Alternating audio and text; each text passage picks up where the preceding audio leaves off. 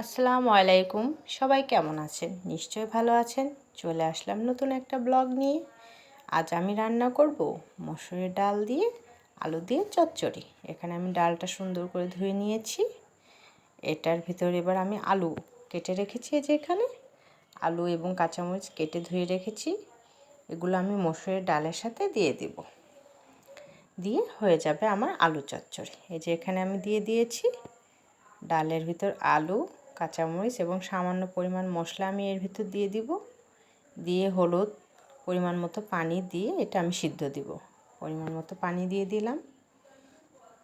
এরপর আমি এখানে সামান্য পরিমাণ মশলা, হলুদ, লবণ দিয়ে সিদ্ধ দিয়ে দিচ্ছি। সবাই আমার পাশে থাকবেন, আমাকে সাপোর্ট করবেন, লাইক, কমেন্ট, শেয়ার করবেন। আমিও আপনাদের পাশে থাকব, আপনাদেরও ভিডিও দেখব, আপনাদেরকে কমেন্ট করব। এরপর আমি এটা ঢাকনা দিয়ে দিব, দিয়ে এটাকে সিদ্ধ দিয়ে দিব কিছুক্ষণ সময়ের জন্য, 10 থেকে 12 মিনিট। এরপর আমরা আপনার সাথে আবার নতুন একটা ব্লগ নিয়ে আসব।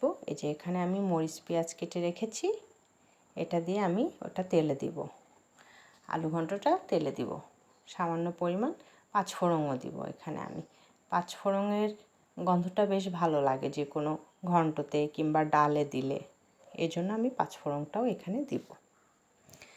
সবাই আমাকে অনেক ভালোবাসা দিয়েছেন এবং অনেক ভালোবাসা পেয়েছি। এভাবেই সবাই আমার পাশে থাকবেন, আমাকে সবসময় সাপোর্ট করবেন। এরপর আমি এখানে আমার ঘন্টটা হয়ে গিয়েছে, আমি ওরং দিয়ে একটু আড়া ভাঙা করে নিব। এই যে এইভাবে আড়া ভাঙা করে নিচ্ছি, একটা সুন্দর কালার আসছে। এরপর আমি তেলে দিয়ে দিব। এটা তেলে দেওয়ার জন্য এখানে এই যে কড়াই বসিয়ে দিলাম, সামান্য পরিমাণ তেল দিয়ে দিলাম। তেলটা গরম হয়ে গেলে আমি এখানে পেঁয়াজ রসুন দিয়ে দিব। এখানে আমি পেঁয়াজ রসুনটা দিয়ে দিলাম। পেঁয়াজ রসুনটা আমি হালকা করে নেড়ে বাদামি রঙের করে নিব। এই যে দেখেন। তারপর আমার নতুন যারা বন্ধুরা আছেন, আপনারা আমাকে কমেন্ট করেছেন, আমি আপনাদের কমেন্টের অবশ্যই উত্তর দিব।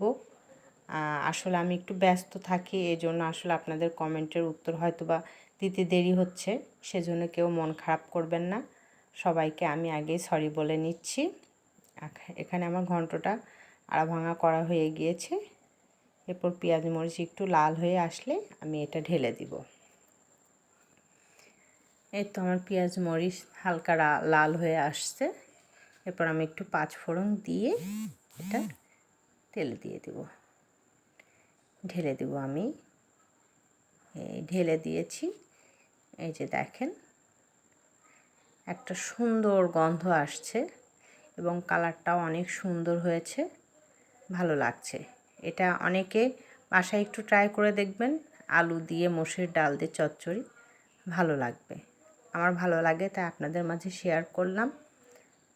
সবাই এভাবে আমার পাশে থাকবেন, আমাকে সাপোর্ট করবেন, লাইক, কমেন্ট, শেয়ার করবেন। আবারও দেখা হবে নতুন কোনো ব্লগ নিয়ে, নতুন কোনো ভিডিও নিয়ে।